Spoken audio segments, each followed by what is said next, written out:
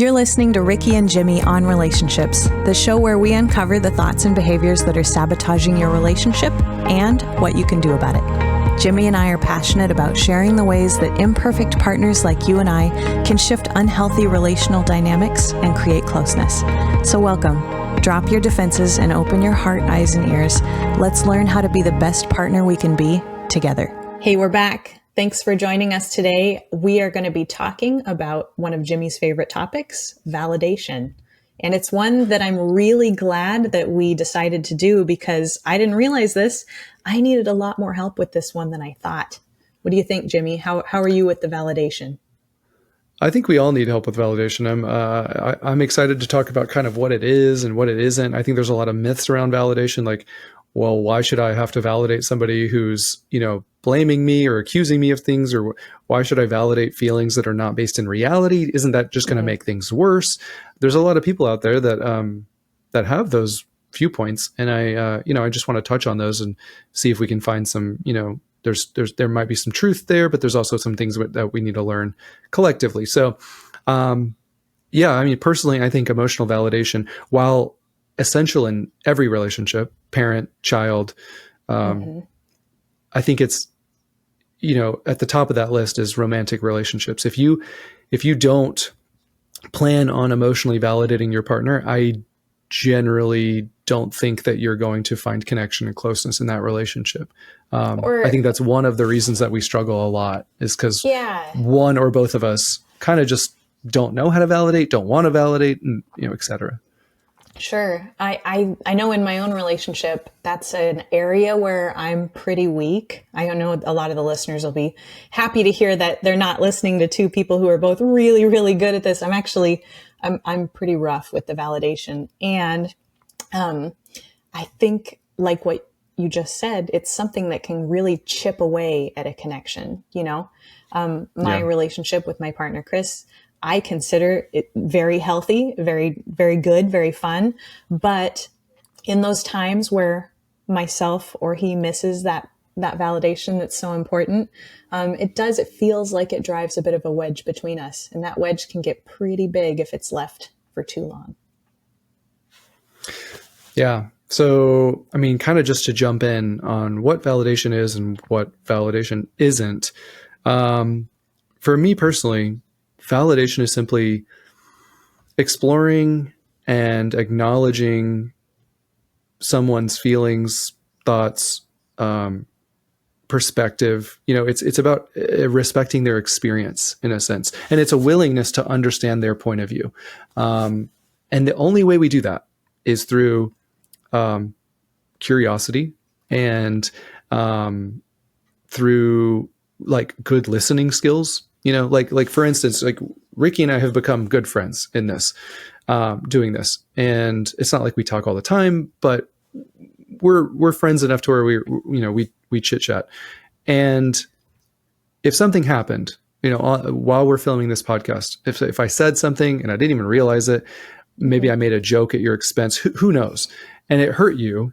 Or it made you feel any sort of like negative emotion type of situation. Like, I just felt, I know you don't say disrespected. I just felt disrespected. Oh, I just felt kind of dismissed there. The point is, because I care about our relationship together, I would want to know. I would want to know if something's on your heart.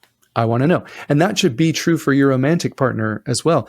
I would want Rikki to have the safety and to feel safe enough to be vulnerable with me, because it is vulnerable when she calls me up and says, hey, something you said just didn't sit well with me. And I just, is there any way you could just listen to me for a second? Like, I just kind of want to talk about how that made me feel.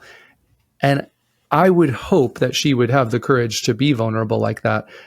Because there is an appropriate way, of course, and we'll get to it in a second. Well, there is an appropriate way to bring things up to people that better, that gives you the best chance at your partner validating you. Mm-hmm. But I would want to validate her first and foremost by just acknowledging, like, I believe you. Like, I'm not listening to you to say, to try to pick apart your facts. Well, no, you heard me wrong. I didn't, no, I didn't say that. I didn't say, no, you're misquoting me. Or like, I would want to first validate you by saying, I'm genuinely curious about what your experience and perspective was before I try to, maybe your facts were wrong. Maybe you did hear, maybe I didn't say that, but I would never lead with that. I would never lead with, no, you're not here. You didn't hear me correctly. Like, let's go back and review the tape, because so often we go to that shame spot where we just want to fix the problem. You have a problem, which is that you're upset with me. I don't want you to be upset with me.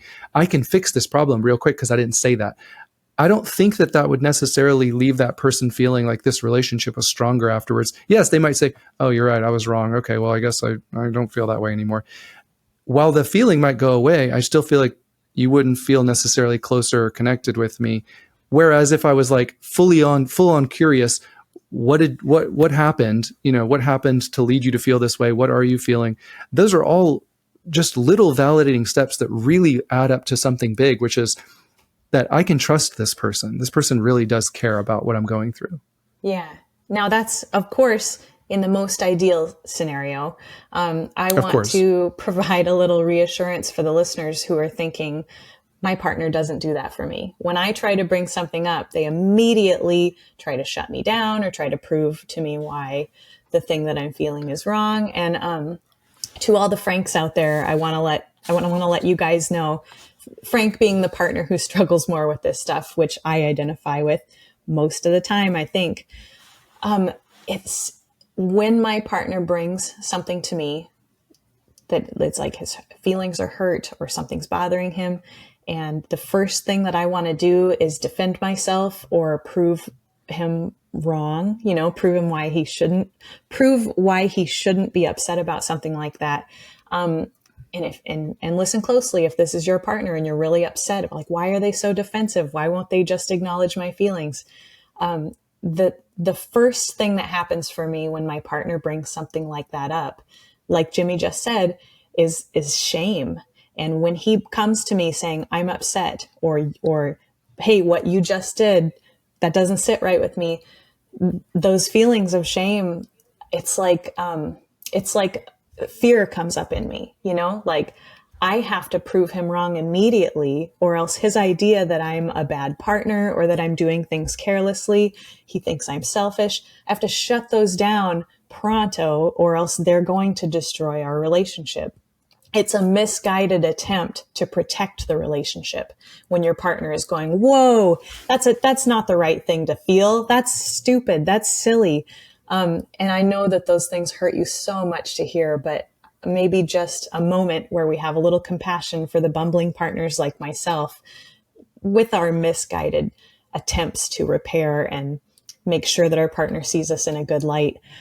I want to let you know, Jimmy, that when we talked about this being the episode for this week, I thought this weekend, I'm going to be as validating as I've ever been in my entire life. I'm going to look for opportunities to validate my partner when he brings me these things. And I was shocked to find that even after all the reading I've done, everything that I know about validation, that impulse to defend myself or to prove him wrong was way stronger sometimes than the knowledge that I'm like, okay, I'm doing this, that I'm doing this challenge and I'm going to make sure that I treat all of his feelings very seriously.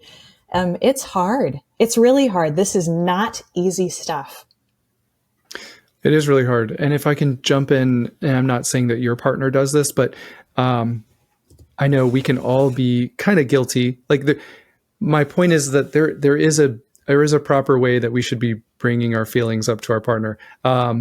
As you know, we love to quote the Gottmans on here. John and Julie Gottman have done a lot of work on this, and they say that outside of conflict, your ratio of like positive to negative interactions, just like appreciating each other, complimenting each other, hugging each other, kissing each other, doing little sweet things for each other, all that stuff should be 15-1 ratio. So it's not about every time your partner brings something up, you need to like stop what you're doing and validate them and all this stuff. Because what happens is that so many Franks out there feel like, okay, but all my partner does is complain. They don't appreciate me. There's no 15-1 ratio. There's just a complain ratio of where I'm always doing something wrong and I'm always getting blamed for this or that and the other. And like, I'm not going to validate that because then I'm essentially agreeing that I'm a bad partner. I mean, just like you said. So it's very important that and this is probably what you do so well, because your work on Instagram, like I love reading all of you're one of the best at like teaching people Jimmy. how to validate, like your validating phrases are so amazing, but also just how we bring things up to people. It matters. Like It's true. what you just described is so true and so common that when when you do have the courage to come to me vulnerably and say like, hey, that hurt my feelings, or like, I kind of felt you dismissed me. There is an immediate, urge of us to what we heard, even if we didn't, even if it's subconscious, what we're hearing is, you did something wrong. And you might, and if you're their partner, you might even think they're calling me a bad partner, which they might not be doing. That's it right there. Yeah. I don't hear you did something wrong. I hear you are wrong. You are bad. It's that shame. Absolutely. That shame message instead of, and it would make it easier for me as the partner who struggles with this to try to remember that I'm not bad if I do something bad. It's the behavior or the action or the thing that my partner's complaining about, not me as a person, So let's think about some ways, let's brainstorm together on some ways where if we were bringing something up, how can we help the other person not feel like they are, that we're calling them bad? One way we can do is just simply say that right away. Like, hey, can I talk to you about something that's on my heart, but I'm not here to blame you. And I'm not here to tell you that you're a bad partner. I love you. And I'm just talking to you because this relationship is so important to me. And like, can you just listen to what's going on for just a second? That's wonderful. That definitely, just listening to that now and imagining it in my own relationship, that would make me feel a lot better. I have a great time receiving the things that he's upset about. If he comes into the room and he takes my hand, or he puts his hand on my shoulder, so, touch is my love language. So if he initiates those conversations and I know that he's like connected to me in that way, he can tell me just about anything and I'm much less likely to be defensive about it. I love that. So it's not that we're responsible for our partner's reactions, because there are some people that will always be defensive. There will always be, you could be the most vulnerable. You could follow all the rules. I tried to say it in the nicest way possible, and they will still respond with defensiveness and dismiss you and invalidate you. You can't control their reactions.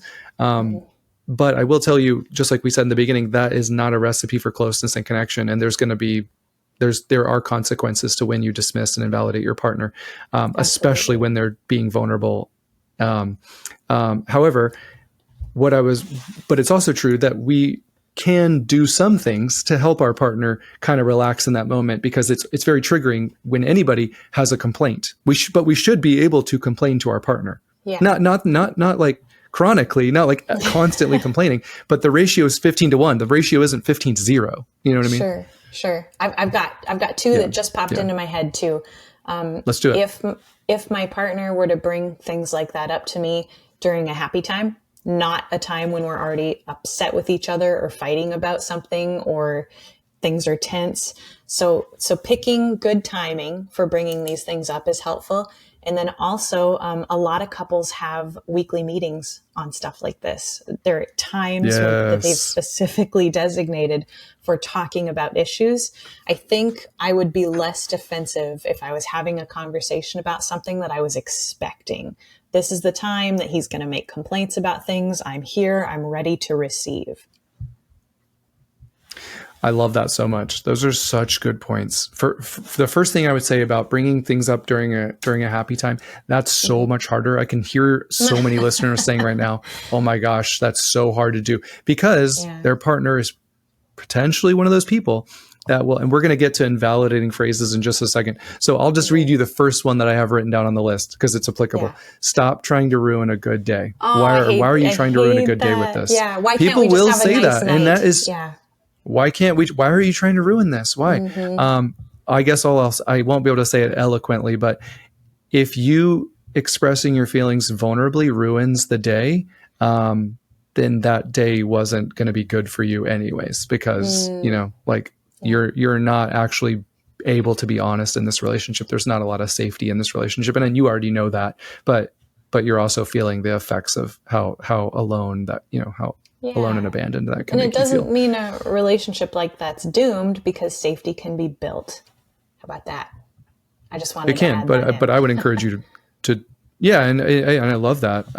But it also requires you, as long as it's safe, to stand up for yourself and say, you know, when you tell me that, there's there, because first of all, you can't go to them. There is no time to go to them and say, and even if you're talking about this issue, hey, when can I bring something up that's on my heart? If I'm hurt, or when is the appropriate time? They will say never. I mean, they might not say never, but they'll just say, well, not now because of this or that, or not then because that and that and that. They will never actually say, this is a good time, or this would be a good time. They'll never admit to a good time, because they don't actually want to go through that process, because there are some people that are so immature, and I would know, I was one of them, that they just avoid conflict altogether. They don't want to get in the conflicts because, just like you said in the very beginning, they're trying to protect the relationship in some way, but but the way that they're doing it will be the thing that actually destroys the relationship inevitably. So, and then real quick, going to the check-in, I love the idea of the check-in, simply because, it's already a designated time frame. It's not a designated time frame like, okay, this is where we're just going to complain about each other. That's not what the check-in's for. The check-in is for appreciation. The check-in is for getting on the same page with X, Y, and Z. But the check-in is also for, hey, sometimes during the week we don't have time, and there's the kids, and there's this, and there's work, and we got busy. This is a time where I'm intentionally moving in your direction, because that's what love does. It intentionally moves in your direction. Hey, what's on your heart? I want to know. I want to know what you're going through. I want to know if there's something that went on during the week that you're like, I don't know. Should I tell him? It's still bothering me, but I just don't know. I want you to feel like you can tell me. Yeah. And let's say that you're the partner who tends to put things like this off. If you're the partner who regularly says, don't ruin a good day, because I've been that partner for sure. It's okay for you to want to have a nice evening with them. That's not, a problem-solving evening. So if this really isn't a good time for you and you're that partner, you can say, hey, I don't really want to spend this evening bringing up something heavy like that. Can we talk about it tomorrow morning? Like, it's kind of on you. If you'd like to put it off, it's on you to schedule it for when it will get discussed. That's so true. And that's still loving. Nobody says it is. That's another great point about validation, is that you don't have to have these big conversations like right now. Just because somebody says, I want to talk about this. Sometimes you don't have the emotional bandwidth to talk about this stuff. And that's okay. But it is your job to say, this is when I'm willing to talk about it. Absolutely. And Jimmy, I had one more thing. This is something my partner and I have actually done.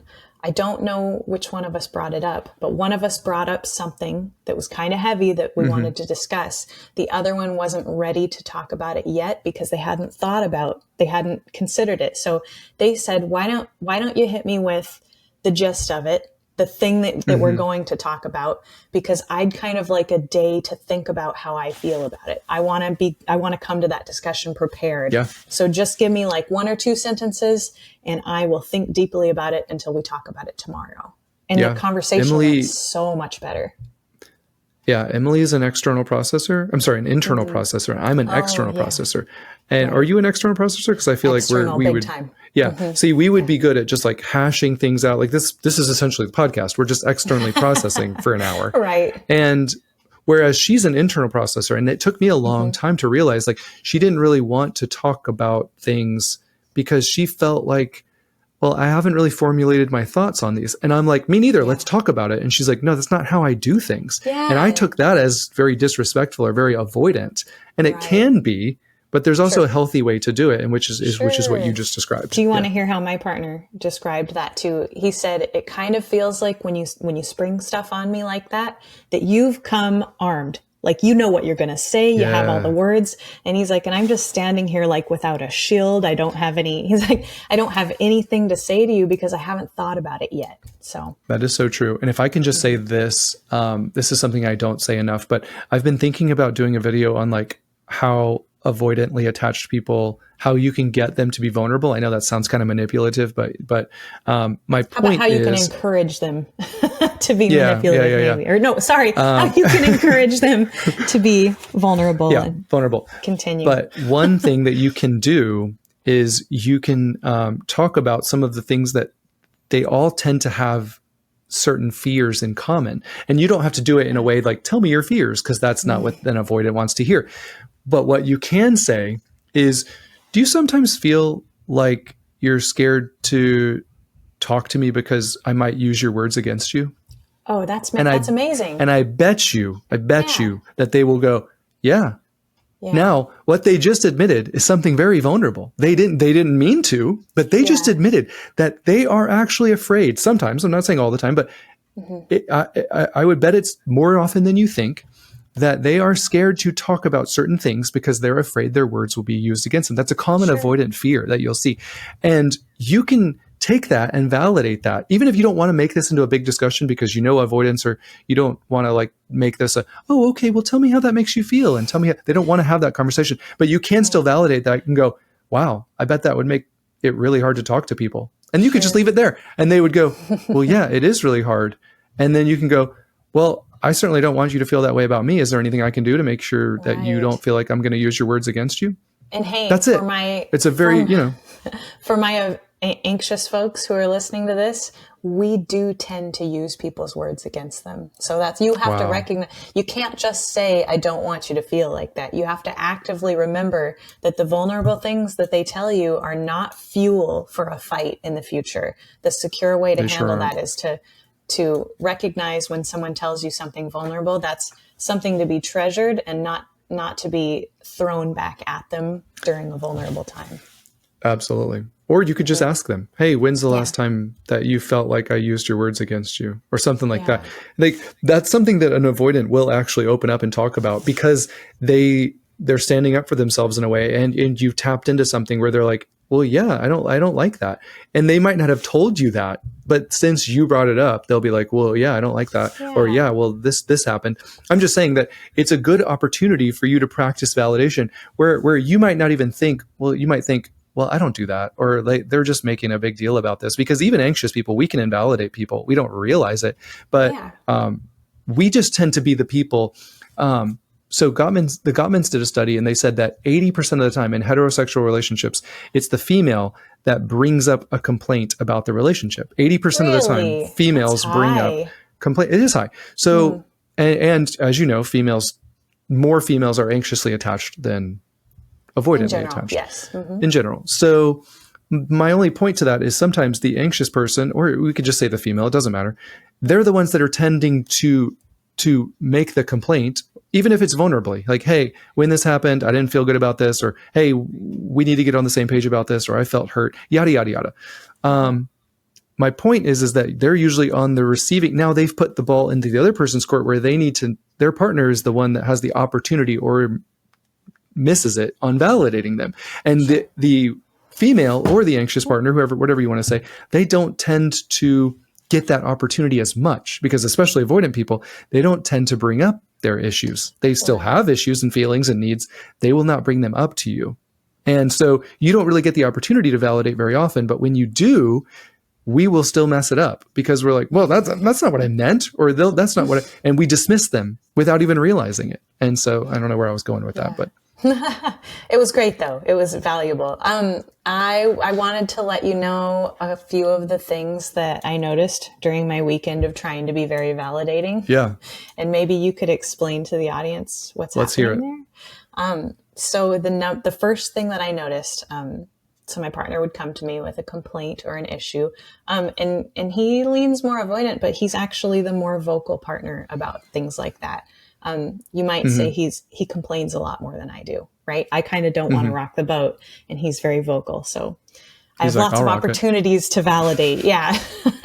So I noticed he would start bringing something up that was hurtful or, upsetting to him that I did. And when I would use a validating statement, which would be something like, that must have been very frustrating. I'm sorry that I did something that frustrates you, because I don't want to do that, which is great. But he'd use that opportunity to continue talking about, he'd elaborate on why it was so hurtful. Or he would start to bring up other things that were hurtful that I'd done. Also, it was almost like sometimes validation feels like it cracks the door open so that you can load all those other things onto somebody. And that was really hard for me to sit and listen to more of. So if you're the partner that's bringing something up, maybe try to resist the urge to, let the whole landslide of things that have been bothering you onto your partner when they do validate you. Cause that made it rough. That's such a good point. I mean, that's one of the rules. If we didn't talk about this, Rikki and I did like a 2-hour-long conflict episode. Yeah. If we forgot to include that is such an important issue. You can't kitchen sink people. Like you just can't. That's exactly what it was. I felt kitchen sinked. It's and just I stood strong, but it was tough. Yeah. And you probably did an amazing job because most people wouldn't. They'd be like, good Lord, like how many complaints do you have? Yeah. I mean, eventually you just get tired of hearing complaints.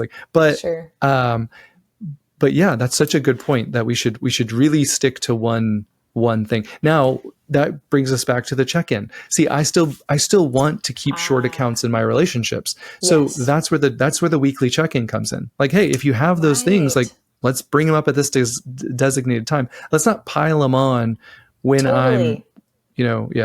So I had that because I've heard that Jimmy, a lot. Yeah, I had that exact thought as he was throwing everything in the kitchen sink through this open door that I'd given him. I reminded myself that means that he's probably bottling a lot of stuff up. If there's so much landing on me right now, that means he's got a lot. And I thought this is the perfect opportunity to let him vent some of it because I'm feeling good about it and I'm feeling able to receive it. I'm going to allow it, but we might benefit from a weekly check-in where we can talk about things like that. And that goes back to the ratio. I'm not saying your partner isn't doing the ratio, but that goes back to like, if we're going to pile on complaints or, if we're going to complain multiple times, then we better make sure our ratio is, because you've talked about this before, even though I don't necessarily agree with it. I understand it. But you want to do like the appreciation sandwich. You know what I mean? You want to make sure you're appreciating them. You want to make sure you're saying some things that they did. Hey, you're getting all these things right. We're getting these things right. I love the way we did this. Like, man, I felt loved when this happened. This is one thing that hurt, or this is one area where I feel like we could work on. And then there's some other areas over here where, man, did you knock it out of the park? You know what I mean? Yeah. You want to sandwich it?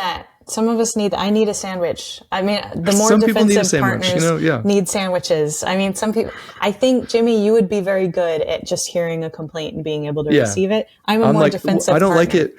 I don't like it when you appreciate it too much because I feel like you're sugarcoating it or you're telling me you can't handle this. So I need to make sure that you're a good boy. But now I need to drop. But now I'm like, no, just bring it to me. I'm like, I love it. We're good. You have a lucky partner. I love the kid gloves. I like being, I don't know, when he's able to do that, I think I can take that medicine a little bit easier. Yeah. So as long as it's genuine and it's not, as long as it's genuine, I'm sure it's fine. But but they'll be able to sniff out a fake compliment. Yeah. Don't do that. So if we can move on, I don't know if you had something else I want to move on to just some real common. Go. No, please. Well, I've got 3 more, but we could go back and forth. Go. Okay. No, it's fine. I guess I wanted to let everybody know too that I noticed that it worked less well when I guessed his emotion, which some of you might notice I did in the last example. I said, well, that must have been really frustrating. Many, many times this past weekend, I guessed wrong. And guessing wrong about what he was feeling kind of felt very disconnecting for us. It was like, I was like, well, that must be frustrating. And he's like, well, it's not frustrating. It's something else. And it's cool that he was able to put words to that. But then I was like, maybe guessing's bad. It might sometimes, if the moment feels right, I wish that I would have said like, how is that for you? What was that like? Well, if I can say that I have so many things to say about this, but I'll make it quick. Sometimes you are caught between a rock and a hard place. I believe guessing is good. There's a better way to do it. Not better than you did it. You probably did it great. Not to not to put anything on your partner, but I think that if he's going to criticize your guess, then he needed to lead better with what he's actually feeling. Because if your partner's trying to guess, that means they care. Your partner, it just wants to understand you. If your partner's like, man, if I were you, I'd be frustrated. And if you're like, I wasn't frustrated, I was this.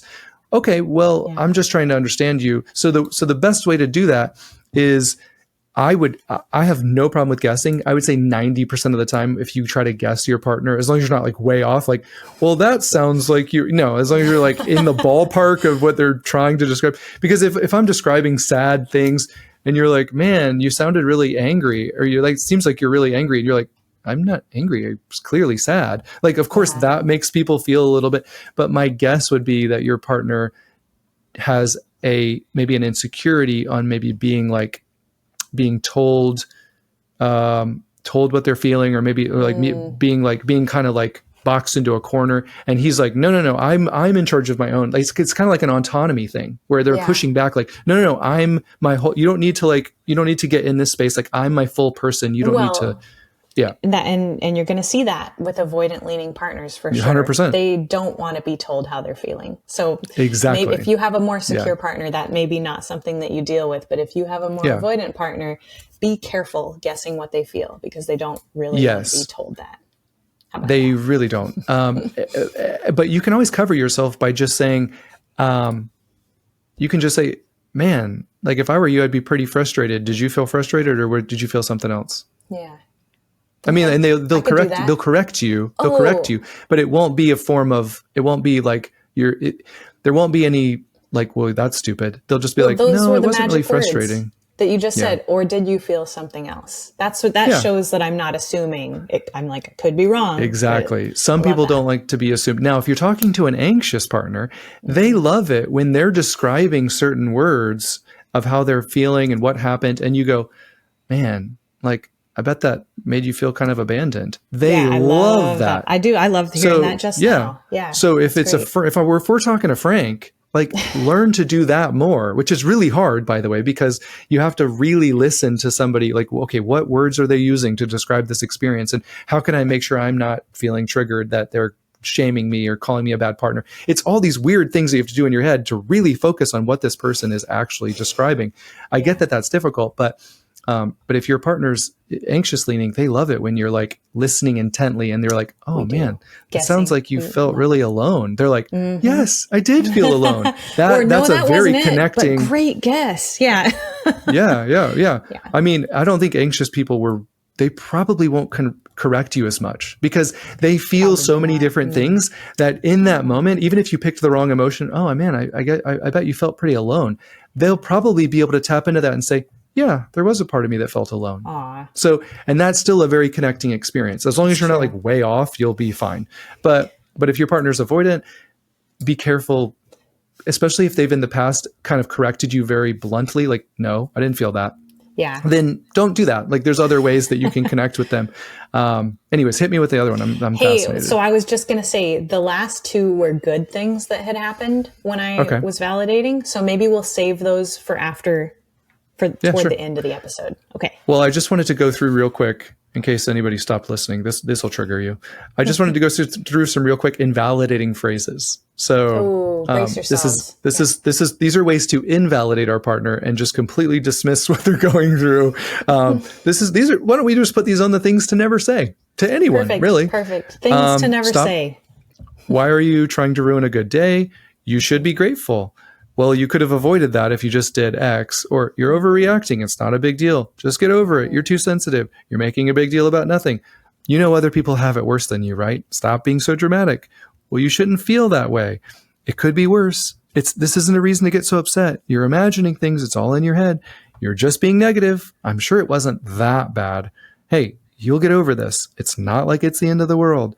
Or that's just the way life is. I didn't, it was like that for me, and I didn't get to complain when I was younger, or whatever it might be. These are things that parents say to children. These are things that partners say to each other. These are things that friends say. Can I add coworkers? One? Yeah, please. I wouldn't feel like that if I were you. I do we tend to project our own feelings triggering. And thoughts and values onto things. I have some things to say to that person. Hey, real quick, speaking of things to say, because people are like, well, what am I supposed to say when people say that? Right. Well, if it's someone that you don't really care about, you don't need to say anything. You don't need to engage in a conflict, because that's what will start. It'll start a conflict. Sure. If you don't really care about this person, if this is a coworker and you're like, why am I engaging in this fight? Then you got to pick your battles. If this is someone that you care about, maybe this is your parent. Parents invalidate kids all the time. There's tons of people listening that are like, good Lord, my mom has said so many of that. She might've checked all those. I got a bingo card over here with all these things checked. You just never know. I mean, siblings, like you said, like, oh my gosh, is that my sister? Here's what you say to somebody that if they say that to you, we've said this in other episodes, but something along the lines of, my feelings aren't up for debate, you can say, or I wasn't asking you something along the lines of like, I wasn't, help me out here. Like I wasn't, I'm trying to think of how this wasn't I say a discussion. My feelings aren't up for discussion.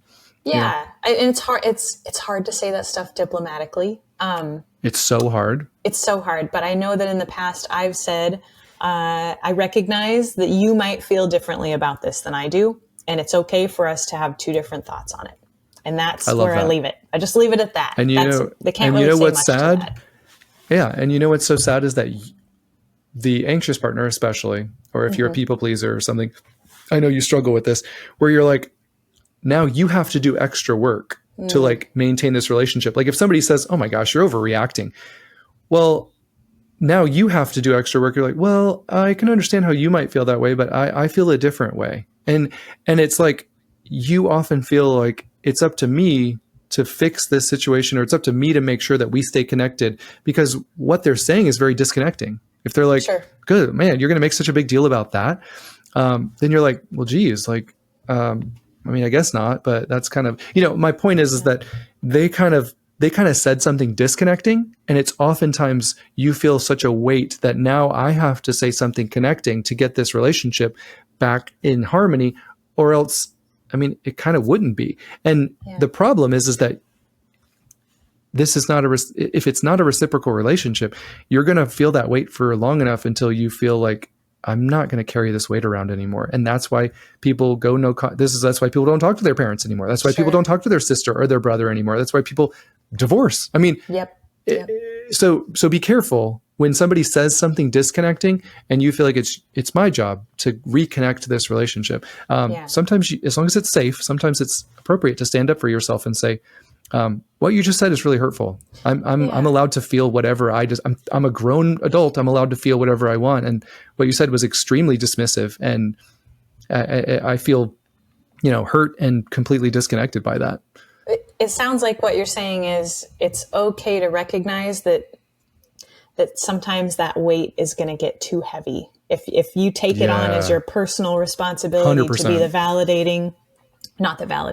to be the person. The validator in chief. Yeah, the validator in chief who's doing work all the time, way more work than anyone around you. That can get very heavy. It's called emotional labor. And if nobody's carrying it except for you, right. I can promise you will not feel connected with that person. Yeah, I have a little bit of a reframe for the folks, the anxious folks like me, the people pleasers, who it's a relationship that is very important to them. I like to think of, and what I'm talking about is my relationship with my mom and my sister and my partner, people who can and often are very invalidating, bless their hearts, right? Mm-hmm. Not like I'm not, I am as well. Yeah. But I think I've done so much of the work. I've got the air quotes up. I've read books on how to be validating. I recognize these statements and I can de-escalate things. I can do more of this emotional labor than they can regularly. Sometimes I feel like I'm running circles around them, but I like to think of it less as an overbearing load and more as my superpower. Sometimes I imagine myself with big giant muscles of emotional labor strength. And that kind of helps me feel less like, why are people pouring this on me? And more like, it is so cool that I know these phrases and things that I can do to keep this relationship connected. So Yeah. in those relationships that you don't want to lose, that's just a little bit of a reframe that helps me. Now, that said, I do try to be aware of when something is getting too heavy, because you don't want to lift so much that you hurt yourself. So I love that. The last thing I want to say about, I mean, you can add, but the last thing I want to say is just about the invalidating phrases. Like when we call someone too sensitive, what I want to challenge anyone who's ever said that, because who are you? Who made you the judge of what someone's allowed to feel? Like, what is too sensitive? What does that mean? Like, unfortunately, it usually means too sensitive according to you. Which, how self-centered is that? That you're the judge, you're the center, you're the standard of what, your partner's being too sensitive. Like, and you know that what, just means Jimmy? that emotionality and sensitivity is sometimes something that partners really appreciate about something when they first meet them. Like, wow, this person is so warm. They're so inviting. People seem so comfortable to tell them things. And those are the folks that get called too sensitive in the future when it's convenient, Yeah. All right. Did you want to hit me with another example or no? Sure, I can. Okay, this was something that's good that happened when I was validating this past weekend. Is that what you're asking about? Is it time for me to reveal that? Why not? So sometimes when I would own up to what I did and how it made him feel, like, I did leave the fridge open on accident, right? And that was irresponsible. I'm so sorry about that. I'm going to be better about that in the future. It made my partner more affectionate. He didn't throw more stuff on me or, get upset that I guessed the wrong emotion. He was just overwhelmingly warm and, oh my gosh, thank you for understanding that that's a big deal to me. I really appreciate that. And I wasn't expecting that warmth, but it really was motivating for doing more of this validating in the rest of the weekend.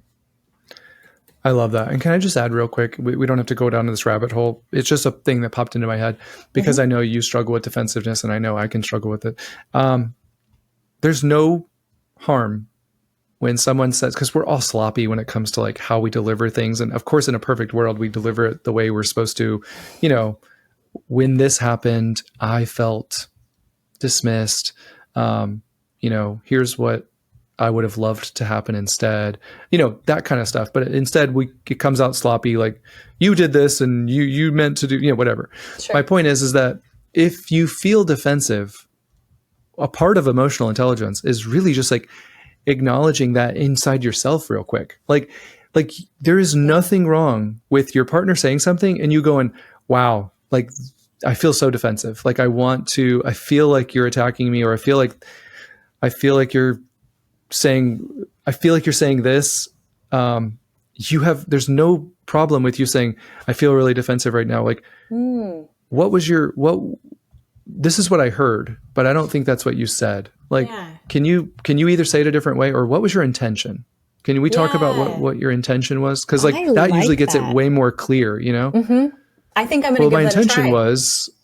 My intention was to like talk to you about this. And then you're like, okay. So, cause like sometimes the delivery is so sloppy that it's really important, because the way we really navigate conflicts is in those like microseconds, like it's all of those, it's whether or not we pause or whether we default to, oh my gosh, are you serious? Like, are you seriously going to and then all of a sudden we're on a tangent because I just told you that you're worrying about nothing. And then you're like, this isn't nothing to me. Like, why are you blah, blah, blah. And then we get completely off when really the crux of the issue is, hey, you left the fridge open and some food went bad. And like, I had just gone to the store and now I don't have anything for dinner. And that was like $30 wasted. And I'm just kind of bummed. Like, can you, I'm a little irritated, and it's okay to be irritated with your partner. Like, you're going to be irritated with your partner every now and then. For that person to, own that, be like, oh my gosh, I can't believe I did that. Like, yeah, I'd be irritated too. Like, I'm sorry. Like I got distracted, but here's what I'll make sure I don't do that again, or whatever the thing is. Like, that can be handled very quickly, but we can make it a much bigger deal by being like, are you seriously going to complain? Like, it's always, if it's not that, it's something else. Like, you're always piling on so many things. Like, in that moment, we feel like we're just being attacked, and there's no harm in saying, like, man, I just feel like this is a huge attack on me. I feel so defensive. Can we go back to what your intent was on bringing this up? Yeah, I do really like that. I think that'll be easy for me to remember too, because I always notice those feelings of defensiveness, whether I make the right decision or not. When I feel that, I always notice it. So maybe the next time I feel it, I'll just call it out. I'll let my partner know what's going on in my head. And I'm interested to see how he reacts to that. Yeah. And Emily struggles with defensive too. I will even, and I know this is like the perfect world and my partner would never do this for me, but I think it's very loving if you know your partner struggles with defensiveness, that you should know how that kind of presents itself. And I will even, when Emily and I are in a discussion and I feel like she's getting, I'll be like, are you feeling defensive right now? That's nice. That's a very loving thing to do. Like if that's your dynamic and your partner tends to get defensive and kind of like push back or feel blamed. We already talked about kind of how to lead with that, where we tell them like, I don't want to blame you here. Yeah, that would do it. Having my partner say, hey, I still love you so much. I just want to talk about this issue. It doesn't mean you're a bad person or a bad partner, but this needs to be discussed. Yeah. It'd be easier to receive. Yeah. All right. Hit me with the last one. I'm excited. The last one was, I noticed that sometimes when I would be validating, he would make concessions or even give me the benefit of the doubt. And let me explain that. Let's use the fridge example again. If he came around and he said, you left the fridge open, obviously that's not a soft startup. That's not a great way to do it. But in that moment, if I'm suddenly validating and saying, oh, you know what? I did leave it open and that's not how I want to be treating our kitchen or our groceries. And I'm sorry about that. Suddenly I would see a little flip in his brain and he'd go, oh, I know you were rushing, getting ready to film your podcast. So, don't worry about it this time. And I was like, whoa, I got a little, sometimes I noticed he would give me a little slack when I was validating. And that felt good. That was nice. Yeah. Yeah. I mean, obviously it's so vital that we're all giving each other grace because you're going to need a lot of it in a romantic relationship. We're all kind of good. We're all going to be absent-minded in some way, shape or form. Like grace and forgiveness are such important, tenets of our relationship. But that doesn't take away from the fact that it's not that we're forgiving. I'm not talking about forgiving chronic toxic behavior. We're just talking about all those little things, all little ways that we unintentionally, Totally. But those things need a lot of grace. For the Franks and for the defensive partners like myself, I am sometimes being validating. It makes it easier for our partner to give us a little slack. And that feels really good. If you're finished, I do want to go through real quick. Yep. Okay. I don't feel like I fully went through this, which I feel like I did the listeners a disservice, but hey, if you're still listening, we'll go through it now. Can we just go through like some of we touched on how people are supposed to bring up, their hurts and their desires and their needs and their complaints, especially if it's a complaint, because that's usually where the validation is the hardest. Sure.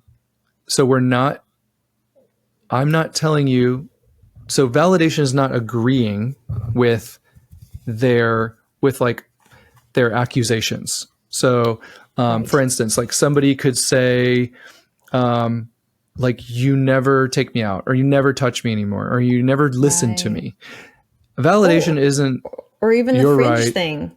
Maybe I didn't leave the fridge open. And in that case, it would not be a good idea for me to go, oh, you're right. I'm sorry. I don't want to do that to you. Like, that would be a terrible thing to do. If your partner's wrong about something like that, help him out, Jimmy. How would I act in a situation like that to validate my partner? Well, that's why coming to you is so important. Like if he's just found the fridge open and there's other people, like then it's important that we're not accusing our partner of something that we didn't do. Like, hey, the fridge was open. Do you know anything about that? Were you putting stuff in it and you maybe just forgot to close it?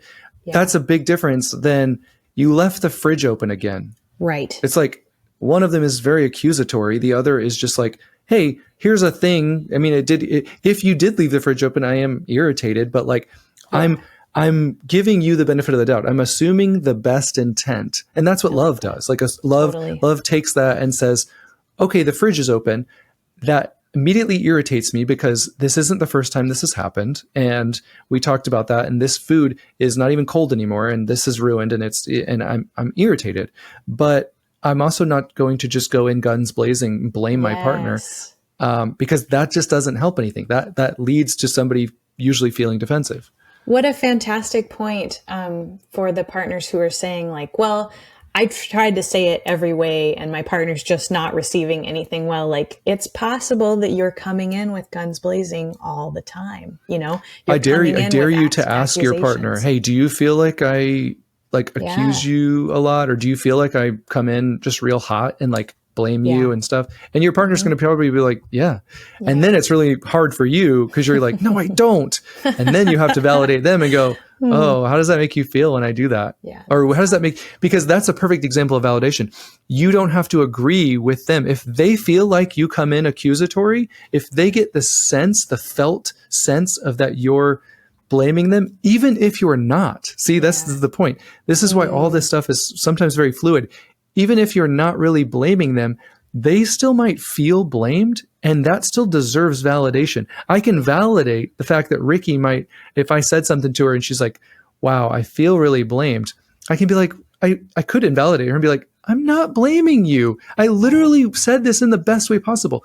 Or I can validate her and be like, oh, do you man, so when I said that, you felt really like you just feel like I'm kind of accusing you? Or because that's the point. We're trying to understand their perspective. Now, that doesn't mean that Rikki in this instance would just be able to always use that as a cop-out. Like, that's when counseling, that's when getting a third party is so important, because the third party can go, hey, listen, they're doing it in the best way possible. They're not actually blaming you. But what you have is you're operating from a trauma response because you've been blamed so badly in the past that even somebody saying, hey, you left the milk out and it's expired, you heard them say, you're a crap partner and I wish I was with somebody else. Right. Because of your own trauma. So it's not like you can just hide behind validation. Like, well, you're blaming me and you need to validate that. And that's the end of this. That's not necessarily the end of this. If you're both not trying to understand each other's perspective mutually, it's like Rikki always says, you got to take turns in this stuff. If it's just one-sided, hey, you're blaming me and you need to validate that, and then that's the end of this discussion. Well, that's not healthy either, because nobody's actually understanding what's going on here. Right. I thank you for bringing that up too. As a defensive partner, it's important for me to recognize that one of my core wounds, as they talk about in the therapy space, one of my core wounds is feeling not good enough and getting blamed. And so that's a very touchy spot for me. It makes it harder for my partner to bring things up, because sometimes I'm going to hear blame and shame where it isn't. So absolutely. So my work is to try to be a little bit stronger in that, try to not be so hair trigger when he walks in the room. I'm like, what did I do this time? I'm about to get the hammer brought down. I know that that's something that I have to work on, is being open and inviting for his things that he needs to bring up. And it's tough. It's not easy. It is I'm tough. Still working on it. Probably always will be. So given, well, we're all working on something. So given the things that we talked about, the ratio is important. How we bring things up is important. Just simply describing the experience. Hey, I'm not blaming you. You don't have to say that out loud, but the fridge was open. That's a fact. Yeah. We know the fridge was open. Sure. This and the milk went bad. I'm just kind of irritated because this has happened before. Yeah. At no point have I pointed my finger at you and said, you're the problem here. I'm just describing, certain things, like, and that's kind of the way that they say that this is best done. When this happened, I'm feeling blank, and I would really appreciate it if it was you, if you did leave the fridge open. I would really appreciate it if you could try to close, remember to close that. And that's all you need to do. Like, you don't need to go on and on and on, because so often our partner isn't so great at validation, and they'll kind of they're either going to get defensive, they're either going to just kind of dismiss or roll their eyes or something, or they're just going to maybe just not say anything and too often the anxious partner, whoever's bringing it up, really, they will take that as, you must not understand me. Let me explain the entire situation again. I'm just going to keep talking about it because you're not giving me anything. So we want to make sure we're giving them some sort of feedback. You know what I mean? Yeah. And so the way we give them feedback, and Rikki's so good at this, the way we give them feedback is by giving them our attention. We're paying attention to what they're saying. I put my phone away. I'm not staring at my phone as you're telling me, yeah, okay, whatever. I'm paying attention to you.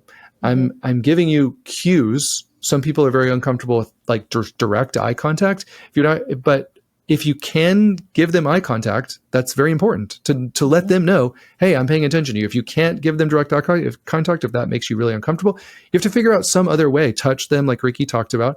You got to figure out some other way that says, I'm here, I'm listening. Have your body facing them. That's important. At least have your body facing them. Eye contact is really uncomfortable for me. I think I've discussed that in a previous episode, but I do try to make sure that my entire body is facing my partner when he's bringing up something uncomfortable. We nod. There's a bunch of little micro cues that we go, okay, yep. Like if somebody's trying to describe what happened, and then we ask questions like, okay, especially because so many people don't describe a feeling, and like, I feel like you never take me out anymore. Well, one, that's not a feeling. You can't feel that you don't take me out anymore. What is that person actually trying to say? I'm not saying that you should do the emotional work for them and try to decipher exactly what they're saying, but I'm just saying that if my wife came to me and said, I feel like you don't take me out anymore, I would say, it sounds like you feel kind of like you miss that, like lonely. Well, I mean, it kind of feels like you feel a little bit sad. And I like part that, of Jimmy. That, like a lot of people get upset. They say, well, it's not my job to try to interpret my partner's feelings if they don't know how to describe it. But I think that's part of one of my superpowers too, is it's okay for my partner to make bumbling statements sometimes, because I work hard to try to see the emotion underneath that. That's actually something that I talk about in my new book. That topic right there. We brought that book plug. I love that book plug, because I'm actually really excited about your book. Oh, thanks. I'm waiting for you to send me your book. I still need to. So we give them our attention. We ask questions. We can ask. It's validating. It's very validating when somebody simply gives you the floor. Like it's not about your perspective never being addressed. It's simply about, you brought this up. This was something that's heavy on your heart. This was a hurt that you had, or a need that you feel like went unfulfilled. And I'm just going to temporarily give you the floor because I respect you and I love you. And I just had a thought. I had a thought. You're going to love this too. I did this weekend also. I thanked him for bringing difficult things up. That's so validating. Yeah. That was, and that was always received well, because I know a lot of partners, they'll bring up something difficult and they'll think, oh, that didn't go exactly how I wanted it to. I'm never bringing anything up again. But when somebody says you, hey, thanks for bringing that up. I know that wasn't easy for us to talk about. I'm glad you did though. That's such a good feeling for both people. I love that. The other ways to validate people while they're talking about something. So I try to get them. I would tell people, whoever's bringing it up, like, you need to name a feeling. Like, I would not encourage them to just continue defaulting to, you never talk to me anymore, or you never touch me. You don't care about me at all. Right. Which encourages defensiveness, big time.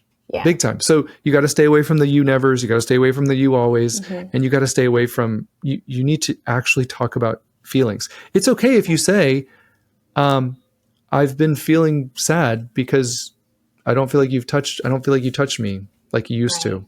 But I can validate that. The vulnerable admission of feelings before describing the behavior that's bugging you, that's big. That's the kind of thing that endears your partner and opens them up a little bit more than just coming in guns hot with the behavior that you don't like, Big time. And don't get me wrong, if there's people out there saying, okay, but when I've been vulnerable in the past, they've still dismissed me.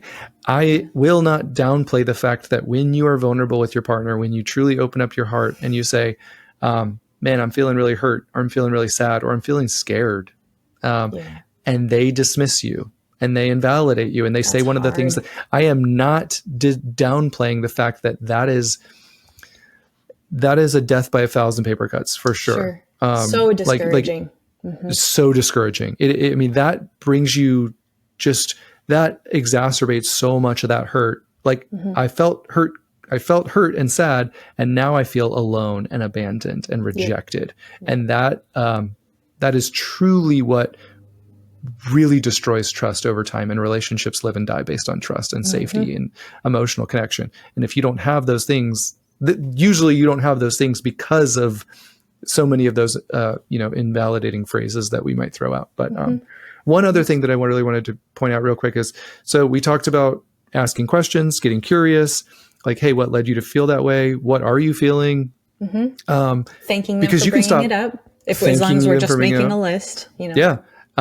Summarizing what they said. That's a very important thing to do. That's very validating itself. So what I'm hearing you say is that when this happened, you're feeling this. Did I get that right? Yeah. That's a very validating thing to say, just because it's essentially saying, I care about your experience. I'm not jumping into, let's correct the facts. I'm not jumping into, here's why you're wrong. I'm just saying, like, okay, let's get on the same page about this together. Like, so when this happened, you're feeling this, and this is what you kind of wish would have happened, obviously. Did I get that right? Yeah. And your partner knows that you're really listening too.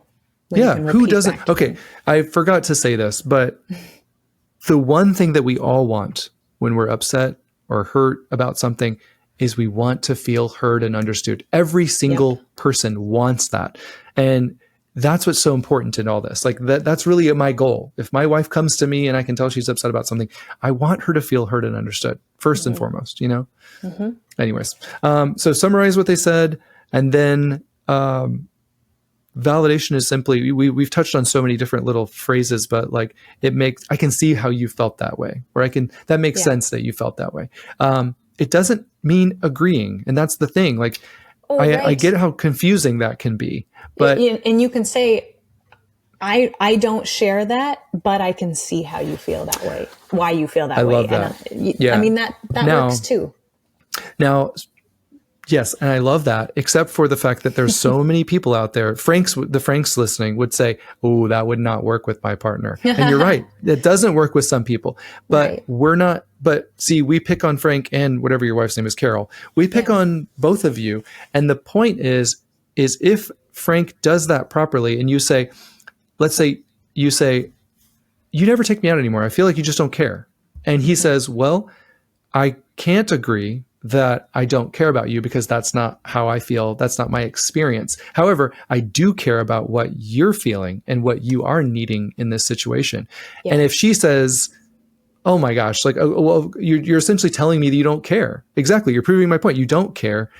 There are some people that will say those things, but they're wrong. Like, I don't mean to be mean, but like, he doesn't have to agree. She doesn't have to agree. And you can validate and still not agree. And there's a nice way to do it. I just did it in a nice way. Like, well, while I can't agree that I can't agree that I don't care about you because that's not my experience. However, I do really care about what you're feeling and what you're needing right now. That's the nicest way to not agree. I don't agree with what you just said. However, I do care about what you feel. And what can we do about that together? Right? Like I may not agree with that, but I care about how you feel, and what can we do to make you feel better? Can I hit you with some other validating phrases that I was just off the top of the dome? Validating phrases. Let's do this. I never thought about it that way. That makes sense. Oh, I like that. Yeah, I like that one. I mean, or just I never thought about it that way. Even just saying I never thought about it that way. That shows a willingness to, oh yeah, like I want to see your perspective, or you're making sense. Anytime anybody's talking about anything, they really want to be told you're making sense. Like, because we all feel things in relationships. Even the Franks of the world who are like, I don't really feel things. You eventually will feel disrespected. You eventually will feel somewhat neglected, maybe. And if you were brave enough to be vulnerable and be like, yeah, I'm just feeling neglected lately, you would want to feel heard and understood. You would want someone to tell you, that makes sense. Because not to get too much on a tangent, but feelings make sense to us. Like, your feelings are real, whether even if you want to challenge them. I'll have feelings sometimes and I'll absolutely challenge them, and I'll be like, I don't believe that feeling, but that doesn't mean that it doesn't make sense. Like, There's a reason we feel anxious. There's a reason we feel abandoned and alone and rejected and lonely. Like, there's a reason that we're feeling those things. There's a reason you feel defensive. Like, you might not agree with, like, well, I don't really agree with that. I shouldn't feel defensive because he didn't say anything that was blaming or accusatory. While that might be true, you're still feeling it. It's real. And there's a reason your body's feeling it. And protection is usually the reason there for Big defensiveness. time, yeah. Even anxiety, protection is a big motivator. You know, the defensiveness and anxiety, they're misguided attempts for our body and brain to keep us safe. So good. It's good to tell yourself, hey, it makes sense why I feel these things. I don't have to follow that down the rabbit hole, but it does make sense that I would feel that way. So what am I going to do about it? You know? And if Rikki came to me with a feeling and I made it, and I cared about this relationship, and I made it my goal I want to figure out how to make sense of this. Or if I came in with this mindset, what Rikki's feeling makes sense in her body, and like, let me come alongside of her and help her to figure out how this makes sense in this situation. I think that is very validating and very loving thing to do. Absolutely. Yep. I would say so. All right. Some other ones I have is, I want to get this right. We already touched that. Summarize. Like, I want to get this right. So when this happened, you felt abandoned, and in the future, you would rather this happen. Did I get that right? You can say your experience matters to me. I want you to feel like we're a team. That's that's a great one. That's very validating. Yeah. Let's get on the same page about how to prevent this in the future, because I want you to feel reassured. Yes. And then I already said, if they haven't named a feeling, like, try to name one for them. It sounds like you felt kind of dismissed, maybe overlooked. Would you say that's accurate? Yeah. And then if they're like, that's accurate. And then you're like, yeah, I can understand how you'd feel that way.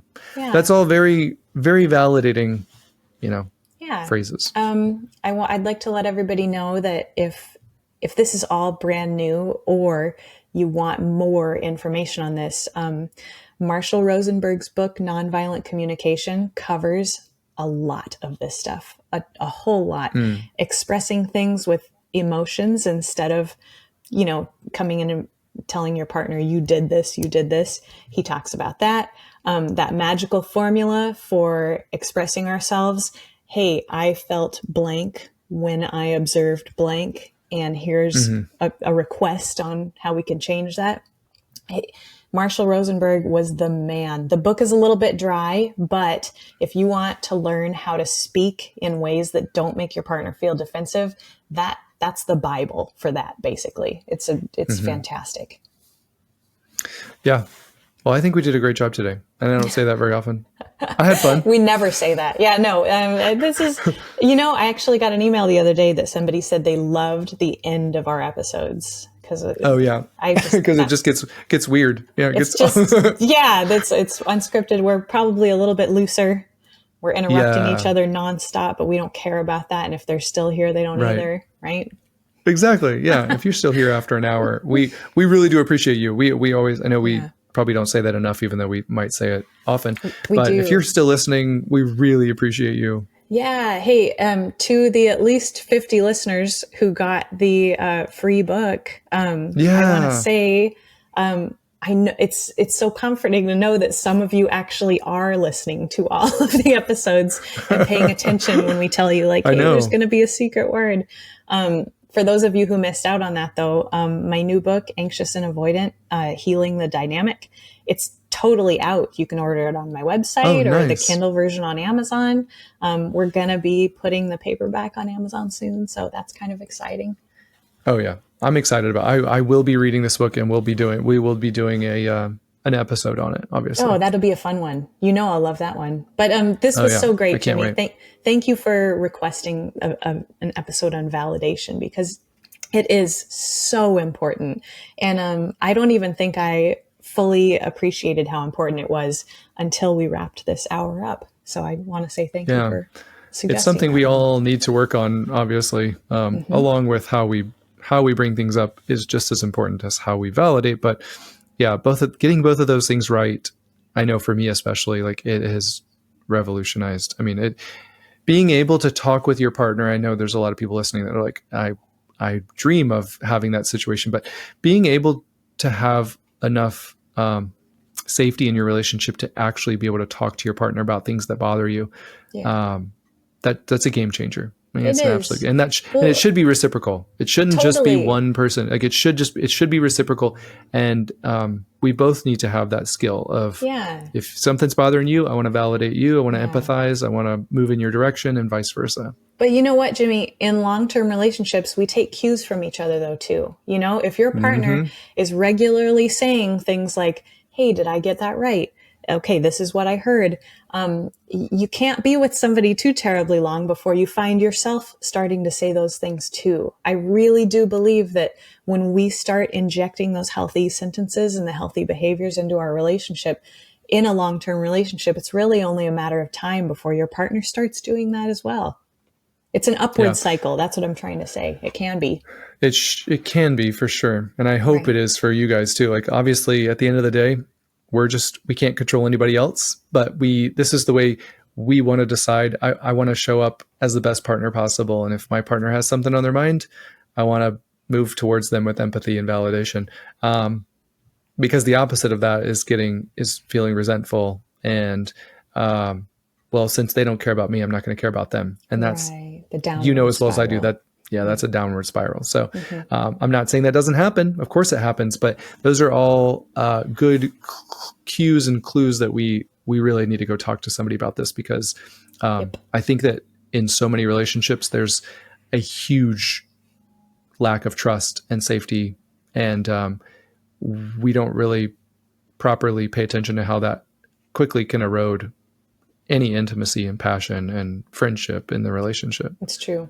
But just by being here listening to this, you are doing the work on your relationship. Oh, yeah. And we so appreciate that for ourselves and for you. And we hope that you'll join us next time.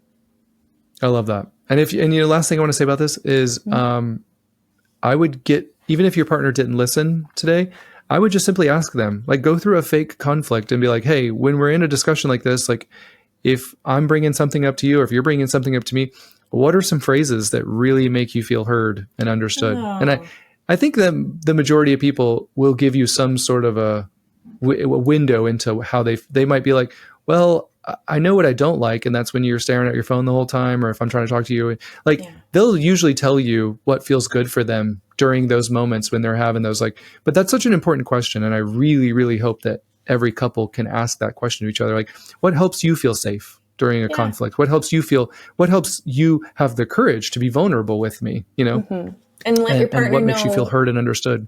Yeah. Let your partner know when they get it right too. If they say something that feels very validating, it's okay to point that out. Oh my gosh, I love that you just said that. Thank you. We should say that all the time. It's okay to say that. I couldn't agree more.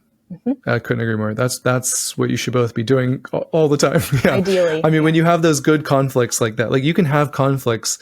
Emily and I have had plenty of conflicts where instead of in the past where it led to disconnection, it really did lead to a deeper understanding and a deeper, like, wow, I understand you better. I feel closer to you because we were actually vulnerable with each other, which we weren't ever in the past. And when you can really learn how to do that, of course, I understand oftentimes takes two to do the work, but yeah, it's really, really wonderful when you can actually have that sense of safety together.